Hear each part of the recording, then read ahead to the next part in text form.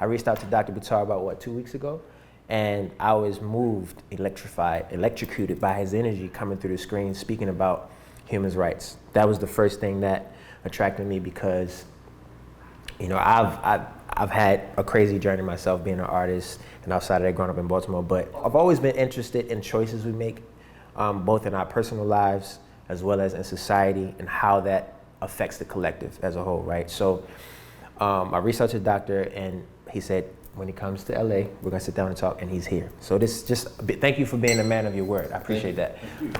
Because I want this to be something that people can listen to and just open up a little bit, open up their mind, open up their perspective on the world and the society that we're living in and what's happening overall. So just so people can get a sense of who you are, how did a double major in theology and biology lead to human rights activism? You know, Marty, that's a tough question to answer. It would be almost like, how did you get into music? Right. You know what I mean? Right. So we're all kind of led. That's the tough questions. Yeah, well, yeah, exactly. You know, it's one of those things that it just happened, and I'm really not an activist. Okay. I believe that if you're going to do something, the slogan that we have in our house between my sons and I is go hard or go home. So anything that we do, if we're not willing to go 1,000%, we're not going to do it. My son started competing in martial arts. I started competing in martial arts with him. We went all the way to the world championships. Pretty much anything that we do, you know, and he learned how to play poker. He's going to be, I mean, he's ranked, world ranked. He's 21. My older son, Abi, yeah, he's 21. You'll meet him. He's an incredible kid. Everybody meets him and just falls in love with him. But in this particular situation, you know, it wasn't anything to do with human rights. It was to do with just doing what I do, which is I'm a doctor, and I go hard. I don't like touting the party line. The party line is very corrupt. Medicine is not about getting people better nowadays. Medicine is more like religion, okay? And you have to follow the religion, and if you deviate from the word that's in the book, you're a heretic.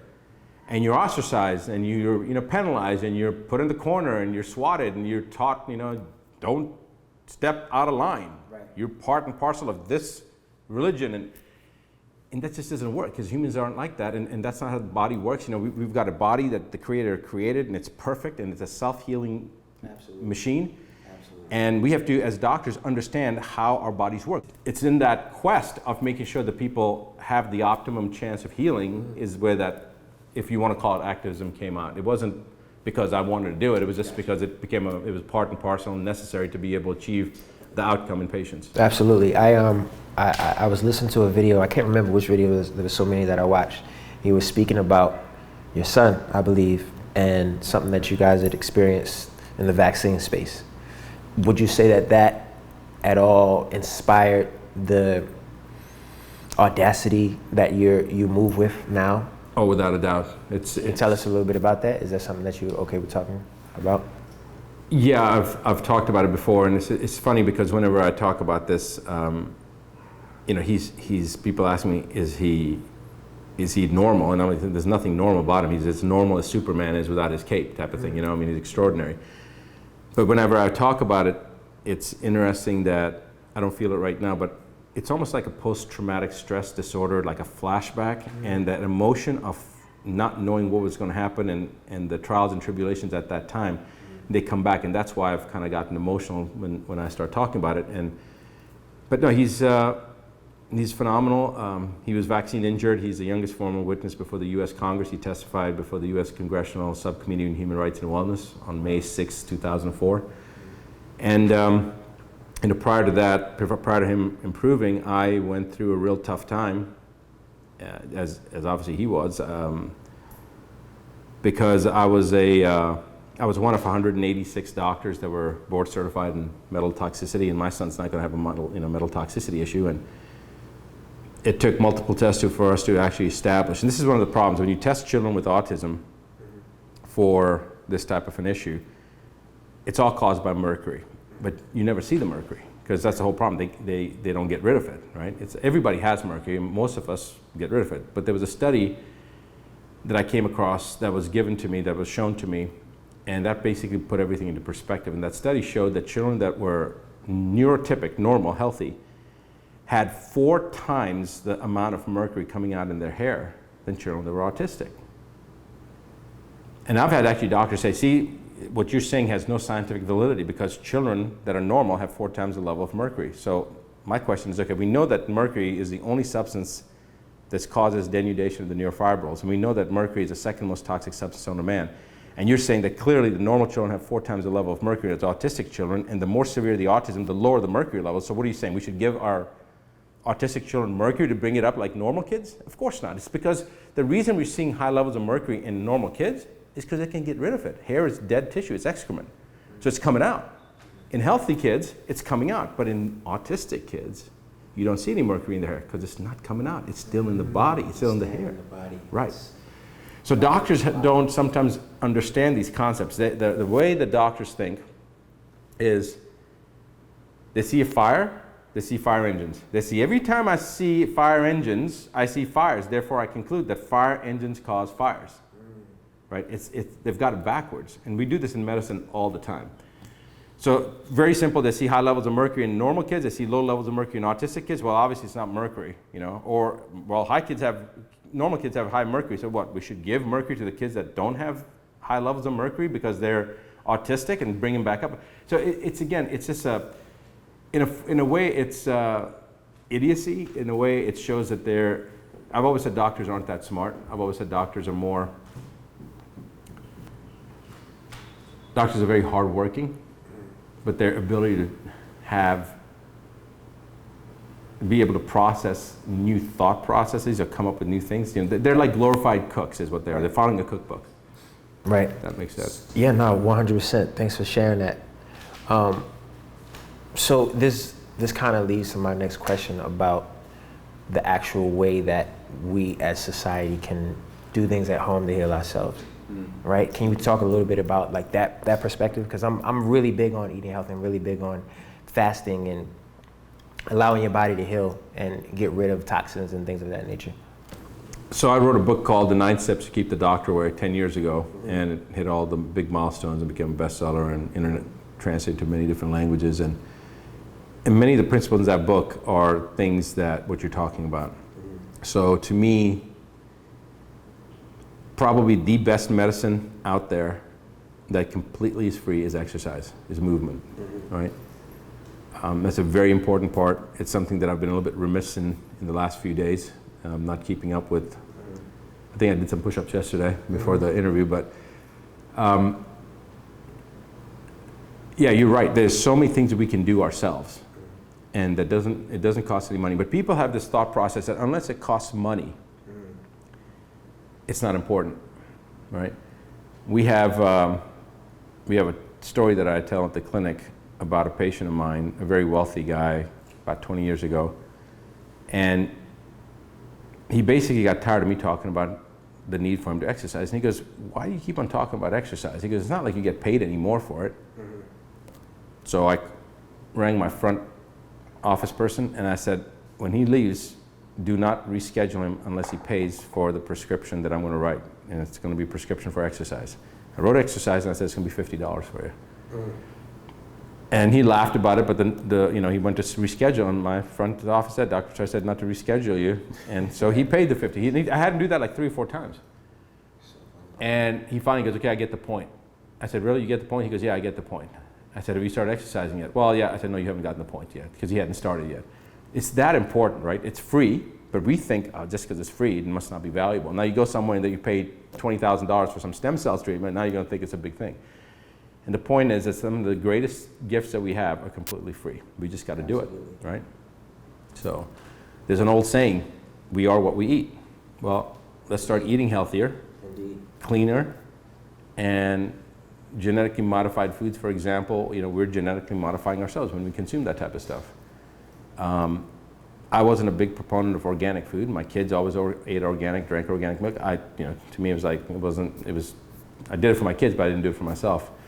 So with that being said, and this will lead to like the elephants in the room, do you feel, because I'm wholeheartedly believing that we have the ability to rewrite our own being, our own genetic codes, right? Through different practices and different things that we do, from eating to the physical element of it, the mental aspect of it. And I do want to get into your 7 toxicities later on, because I thought that it was really interesting. Do you feel that we have the power to direct our evolution from a collective standpoint and an individual standpoint?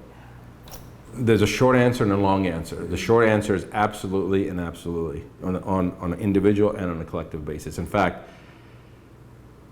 if you look at how our body's made up of, our bodies are made up of a collective community of all these cells, right? And then we have different types of cells. We have the cells that we associate as being self, but then we have like the microbiome, right? Which is all the bacteria that live in, it's a massive community of cells, and it's necessary for us to be alive and being able to function collectively. Now, if we think of each individual as a cell in the collective of the planetary inhabitants, then that would make the inhabitants of the planet into a being of which we are the cells, right? Absolutely. And so was a so within as is above is so within, right? It's like the Russian doll concept, right? And you go smaller and you go bigger. Okay, so is it possible for us to define our genetics and redefine our genetics and redefine our expression of our genetics? So the genes are nothing more than a blueprint, all right? Now, if you look at how the body's set up, we have 20,000 genes in our body. A gene is supposed to define a protein, but we have 100,000 proteins in our body. 100,000 that we know of. We probably have a lot more. We just haven't elucidated them yet. So if a gene defines a protein and we have 20,000 genes and we have 100,000 proteins, then what happened with the other 80,000 proteins? What defines those proteins? And the answer is that a gene doesn't define a protein. The environmental signal that affects the gene and creates the gene to manifest it's a signal that the gene receives that allows it to then express the protein that we're talking about.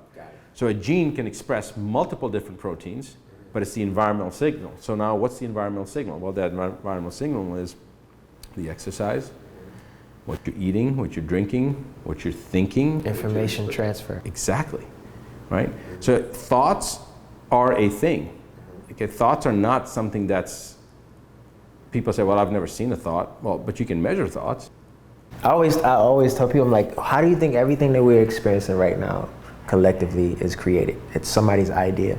And we collectively charge that idea with our awareness, and energy follows awareness. So now it becomes a thing, it becomes popular, it creates currency. I like to say that energy is the new currency, if you will. And that's what I think we've noticed with, how one...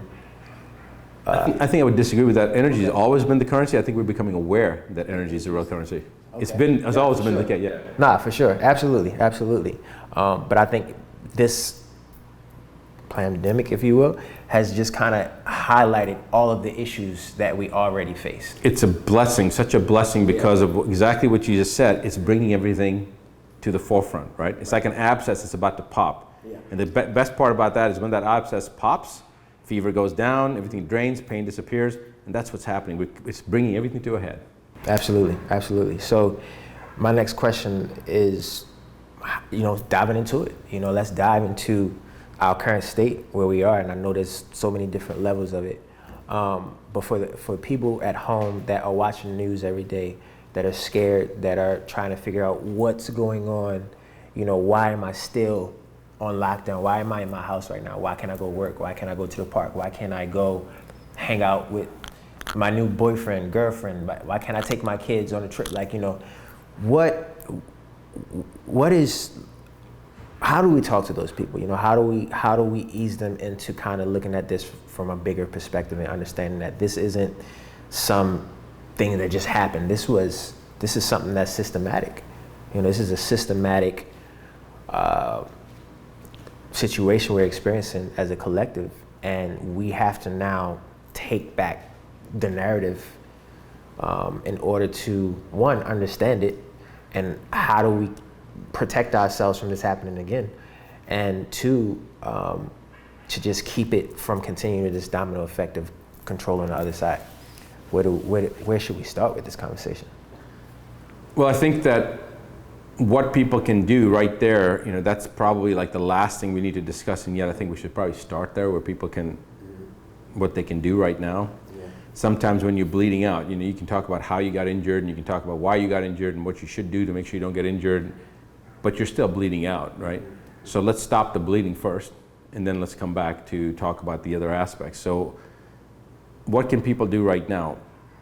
The most important thing I think that people can do right now is to hold love and gratitude and compassion in their heart, to ask the Creator, to ask Source Energy to help support this process that we're going through, which is a very, very good thing. But I know it's painful, I know it's hurtful, I know people are scared, but it's part and parcel of growth, and growth is necessary for evolution. So it's that evolutionary process that we need to embrace, accept, and appreciate, and be in a state of gratitude for.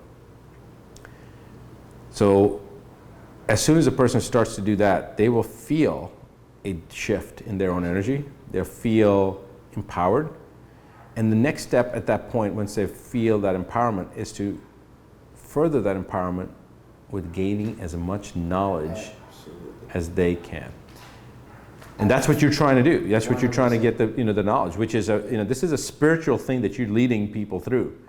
And I can feel that with you. I can feel that with certain people that are coming out of their own areas. You got real estate investors, you got traders, you got self-development gurus, you got artists that are reaching out to me that have a big platform, but they want to interview me. Now, why does a real estate guru, or why does some of these people are in the entertainment business, so they want to get more views on this channel. I understand that, but there are other people like yourself, that are in totally separate sectors. They've never interviewed, like you said. Yeah, I'm the first person you've interviewed. This is right? The first, ever. So why are people asking? Why are those people coming out? Why did you ask me? I'll ask you the question. Let's pretend I'm the interviewer for a second. Why did you want to interview me? I felt like the people needed to hear from someone that was passionate enough, brave enough to speak on the whole picture, not just what's going on behind the scenes, the shadows of the pandemic, but also the medical side of it, also the spiritual side of it, also, and I just felt that we could have a discussion that could kind of open up that conversation. I think fear is a really powerful weapon that has been used on people for a very long time, and especially now, I think people are scared to think outside of the box, scared to, to step away from everything they've been taught for a moment, just to maybe see another perspective that could possibly change their life forever. So just breaking down those walls of fear and like really opening people up. I found that in my life, whenever I would do that and I would step out into the unknown, after doing what you first said though, it's that gratitude, that really connecting with Source and asking Source for, the path, asking Source for the protection as you go into a space that you might feel uncomfortable with. Once you do that, you've now declared sovereignty in a sense. That's right. Declaring sovereignty is ultimately what I want to get out of this, what I want people to get out of this conversation.